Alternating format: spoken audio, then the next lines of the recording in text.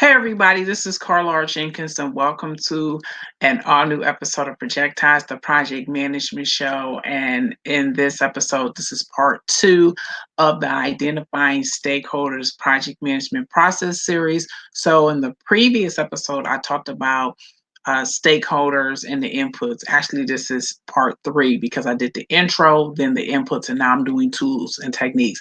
And I'm adhering to the Project Management Body of Knowledge Guide 6th edition. And you can find all this information in section 13, which is stakeholder management knowledge area. And why are stakeholders important? A stakeholder is a person or entity that can positively or negatively affect your project. So I wanted to dedicate Projectized towards making sure that you have a better understanding of what stakeholders are.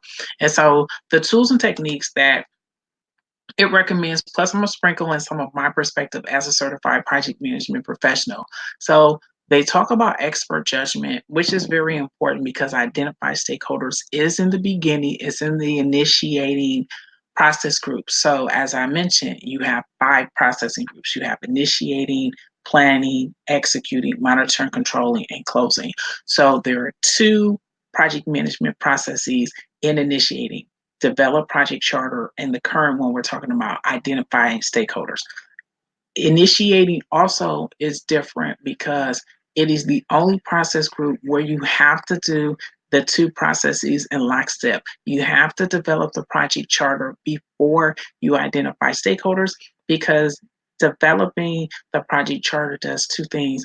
It approves the project and assigns the project manager. So I just wanted to go over that again so that people have a better understanding and familiarity about identifying stakeholders and where we're at in expert judgment. The next one is data gathering, and it specifically highlights questionnaires and surveys. As I mentioned before, you're early on in the project. You haven't even created a project management plan yet. That is the next process group. So you're relying on a lot of historical and archival information because you don't have really any plan yet. You are just starting. So getting the experts to do questionnaires and surveys, relying on uh, previous projects really, really helps. Next is data analysis. And something I want to highlight is stakeholder analysis. And the definition of that is stakeholder analysis is a technique and a tool that results in a list of stakeholders and relevant information such as their positions, organization, roles on the project, the stakes, like what do they have at stake in this project? Are they Could they be a champion? Could they be for you? Or could they be apprehensive? The expectation, attitudes, their level of support for the project. They also highlight the interests, the rights, legal or moral ownership, knowledge, and contribution. So, stakeholder analysis is very important. And as I mentioned throughout this series, hey, you have to be able to do stakeholder analysis throughout all 5 of the processing groups, not just here in initiating. So, for instance, when you create your project management plan in the planning group, you will have stakeholders enter there. When you're doing the work in the executing group, you will have stakeholders enter there, and they probably exit from the planning. When you do monitor and controlling, which means you're comparing what you plan for versus what actually happened in executing, you'll have specific stakeholders there. And then finally, when you close the project and you hand it over to the customer, you'll have stakeholders there. So just by using that example, it is a way of making sure that you and your project team monitor the stakeholders entering and exiting the process domain throughout the entire project. Don't just stop here. And stakeholder analysis is very important. As I mentioned, your goal is to know the champions, is also how to mitigate and how to address people who are apprehensive or feel that your project that you're doing can threaten them, because you have people out there who do that, and you have to be adequately prepared for it. Also, another thing that I want to talk about regarding stakeholder, they also talk about the power interest grid, influence grid, or impact grid.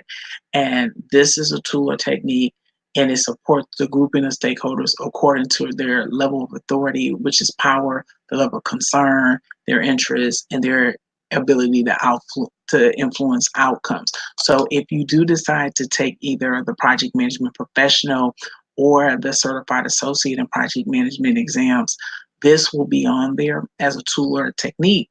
And it's important because, as I mentioned before, you either have champions or you can have people who are against your project. And it's your responsibility as the project manager and a project team to uncover both types of stakeholders. Because if you don't, if you're so busy looking at the champions and people who can help you versus people who may be against you, then they will feel like they're slighted and they may set out to destroy your project. And that's something that I wouldn't want, which is why I'm doing this series of stakeholder identifying stakeholders. So that's the Power, Interest, and Influence Grid. That is huge. If you do decide to take the exam, that's something that you will look at. They also talk about salience models and stakeholder cube, but the Power Interest Grid is very important. A final tool or technique that gets used is prioritization, ranking people of importance. And that's something that's important for stakeholders too. You also have meeting, but your outputs for identified stakeholders is the stakeholder register. That also will be on an exam, but the stakeholder register is huge. Remember, stakeholders can make or break your project as a project manager. So the register contains, you identify all of your stakeholders, you assess them, and you classify them. Remember, this is not a static register. You update it every time you go from one processing group to another. So you also will use the stakeholder register in other plans and throughout the project. So that's something that I do want to talk about. This is a very important document. Another thing is change requests, because if you change stakeholders, as I mentioned, your change requests will change, and that's something that you have to look at. But I wanted to do the tools and techniques and give you a preview. Stakeholder register is an output, so I am giving you a preview of what we will be talking about in our final part of the series. But I just wanted to highlight what type of tools, plus give my perspective as a certified project manager regarding the identifying stakeholders. So this concludes this episode. Remember, you can catch me on Periscope, YouTube Live, Instagram Live, Mondays through Fridays, 5:30 p.m. Eastern Standard Time. And I always shout out some of the people who are live. So I would like to shout out Oak Park Boxing, who are watching me live on YouTube.